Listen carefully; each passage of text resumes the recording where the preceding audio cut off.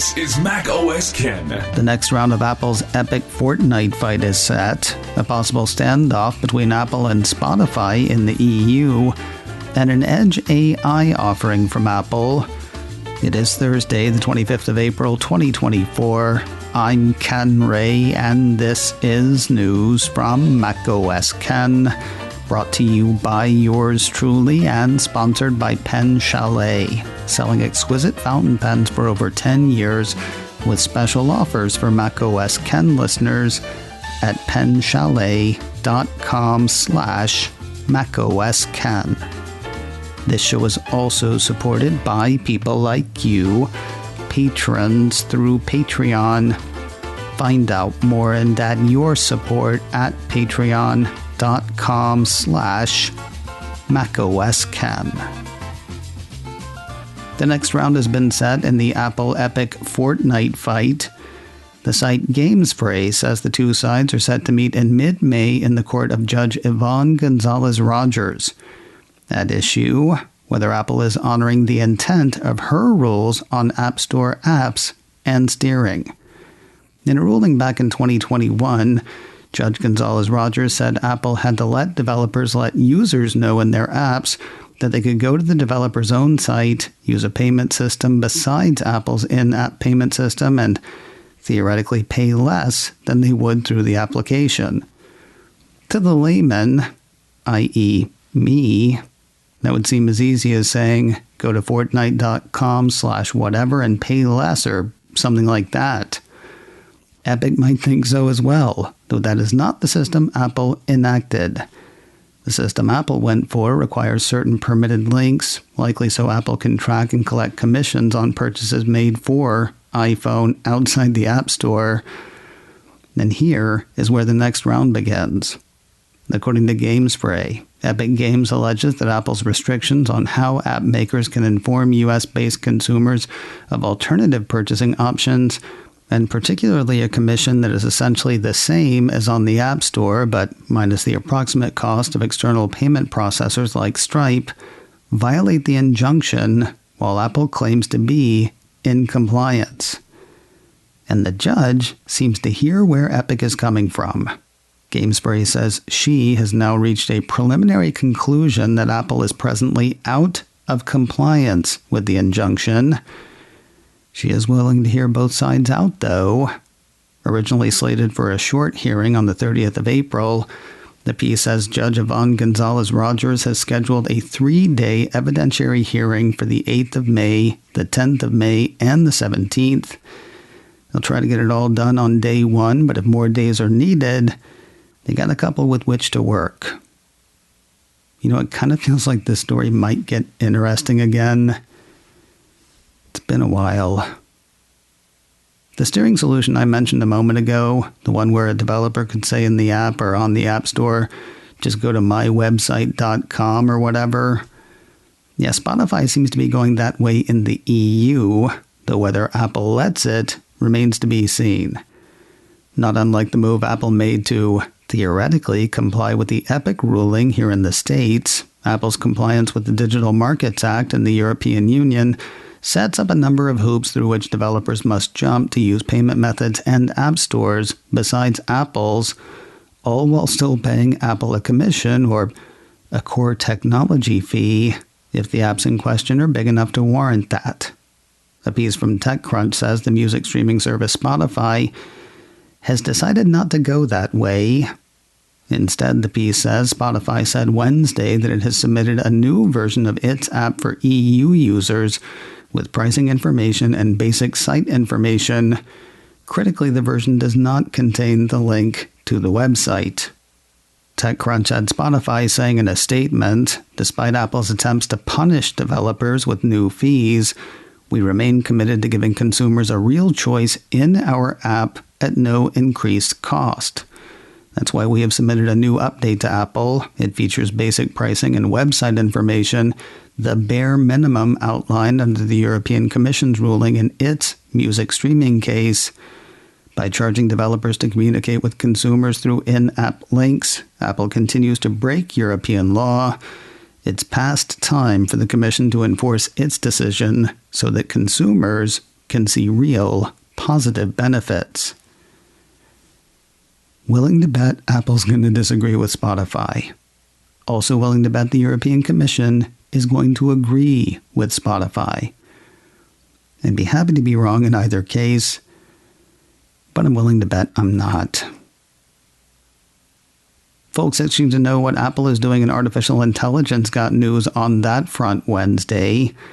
VentureBeat ran a lengthy piece about a new release from Apple called OpenELM, short for Open Source Efficient Language Models. The piece says the offering is a family of large language models, or LLMs, that can run entirely on a single device rather than having to connect to cloud servers. The open source part is actually really interesting. According to the report, the sample code license seems to allow for commercial usage and modification. That said, the company says the models are made available without any safety guarantees. Consequently, there exists the possibility of these models producing outputs that are inaccurate, harmful, biased, or objectionable in response to user prompts. One tester was quoted by VentureBeat saying that the family seems to be a solid model but very aligned. The piece says that means its responses are not widely creative. At the same time, they're not likely to venture into not safe for work territory, according to the report. Now, I wish I could tell you more about this, but I had a hard time grokking the reports that I read. Two parts I did pick up on. VentureBeat expressed surprise over the level of openness Apple has shown around AI, given the company's notoriously secretive and typically closed nature. The other thing I got was on a report from Mac Rumors. Basically, AI in iOS 18 is expected to focus on on-device processing rather than processing in the cloud, and we should hear a lot more about that at WWDC in a little over a month. As day follows night, so do public testing betas follow developer betas in Apple land. On the heels of numerous betas for developers on Tuesday, pieces on Wednesday from Mac Rumors say Apple has released the third public betas of iOS 17.5, iPadOS 17.5, and macOS Sonoma 14.5. People, this is what you signed up for. Assuming you have signed up for Apple's public testing program. If you have not, but kinda sorta wanna, info awaits at beta.apple.com. News of another timepiece among Apple's refurbs. Mac Rumors says Apple Watch Series 9 is now available in Apple's Refurbished store in the US. It's the first time that model has landed in the store since its release last September. Apple puts all of its refurbished offerings through their paces before putting them back out for sale. Apple Care Plus is also available. That said, models tend to fluctuate, so the finish for which you're looking may not be there at a given time. Even the wrong color might be good at the right price, though. Refurbished Series 9 units will run buyers $339, a 15% discount from the new price of $399. More news in a moment, but first a word from today's sponsor, Pen Chalet, selling exquisite pens for over 10 years. I got a fantastic email from Matt yesterday, which he wrote using a fountain pen. He took a picture of it, along with the pen he had used to write the letter, as well as the Pilot Metropolitan that he says was his gateway drug in fountain pens. He says he's picked up a few of those over the years, as well as a few Lamy Safaris. He's a fan of the Rhodia paper, he loves the starter packs, and he's a fan of Pen Chalet, having bought some inks from them over time. I'm telling you, the right combination of pen, paper, and ink will make a new kind of nerd out of you, which is to say it could ignite a passion. Be like Matt and me and find the pen that starts it all for you, starting with a trip to penchalet.com/macOSken. Grab a starter box with a Lamy Safari or a Pilot Metropolitan, a Rhodia tablet, specially selected ink, and a few ounces of pen flush, a perfect selection for beginning your fountain pen journey. It's all ready to go and already at a discount. Or take 10% off purchases besides the starter boxes with code MOK10 at penchalet.com/macOSken. That's 10% off with code MOK10 or a starter box built just for macOS Ken listeners. Start your journey today at penchalet.com/macOSken. And a huge thanks to Pen Chalet for sponsoring today's show. A crazy tangle of numbers from Meta's Reality Labs division. That's the part of the Meta Leviathan responsible for the Quest headsets, Ray-Ban Meta, and the company's work on augmented reality. UploadVR says revenue for the division was up 30% last quarter versus the same quarter a year ago, reporting $440 million in revenue, driven by Quest headset sales. While $440 million is better than this time last year, it was against costs of $4.29 billion for a difference of $3.85 billion. One could call that a loss of $3.85 billion, though UploadVR says it is more accurate to describe most of it as long-term investment. XR headsets like Quest are still a relatively early technology, far from maturity, and Meta hasn't even launched its first AR glasses yet. More than 50% of Reality Labs spending is on research and development of AR glasses. The piece goes on to say that Meta founder, chairman, and CEO Mark Zuckerberg has in the past told investors that he doesn't expect Reality Labs to be profitable until the 2030s, seeing it as a long-term investment in the future of computing. UploadVR has a bone to pick with TF International analyst Ming-Chi, and I can't say I blame them. I told you yesterday of the analyst's post to Medium that had Apple cutting its 2024 Vision Pro shipments to between 400 and 450,000 units versus market consensus of 700 to 800,000 units or more. The problem expressed by UploadVR? It's not sure where that 700 to 800,000 number came from. I did find a Business Insider article from the end of January, mere days before Apple's headset was released.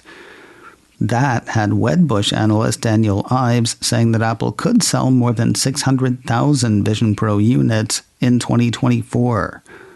A piece from around the same time from CNBC had analysts at Morgan Stanley expecting Apple to sell between 300 and 400,000 units this year, while one analyst, TF International's own Ming-Chi said in the CNBC report that it should not be challenging for Apple to ship 500,000 Vision Pro units in total this year.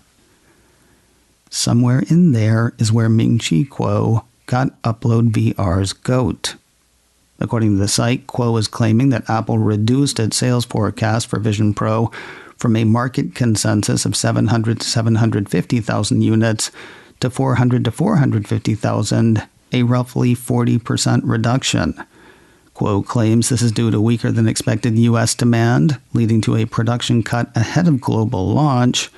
Yet as recently as February, said Apple's U.S. target for 2024 was 150 to 200,000 units, and in January, he said, Apple sold almost 200,000 pre-orders.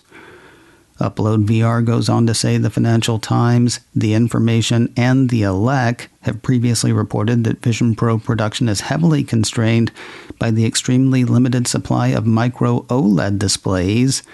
All three sources reported that Sony, the supplier, can only produce enough micro OLED displays for less than 500,000 headsets in 2024. Given this, why would this claimed market consensus have been 700 to 750,000 headset units in the first place?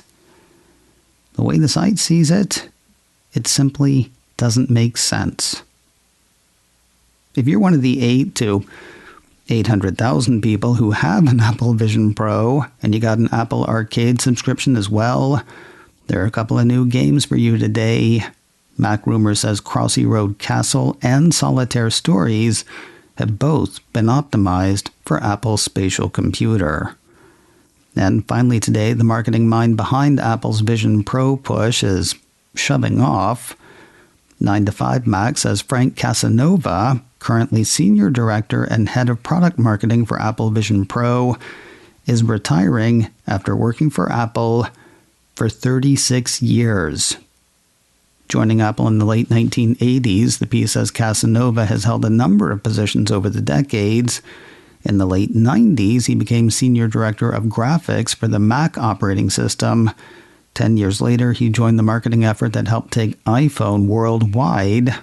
In 2019, the piece says, Apple chose him to lead the marketing of its augmented reality tools, which consequently gave him an important role in the development and launch of Apple Vision Pro. macOS Ken, brought to you by me and sponsored by Pen Chalet, selling exquisite fountain pens for over 10 years with special offers for macOS Ken listeners at penchalet.com/macOSKen. This show is also supported by people like you, patrons through Patreon. Find out more and add your support at patreon.com/macOSKen. Advertising handled by Backbeat Media, online at backbeatmedia.com. You can reach me a couple of ways. Info at macosken.com or call 716-780-4080. Until next time, that is news from macOS Ken. I'm Ken Ray.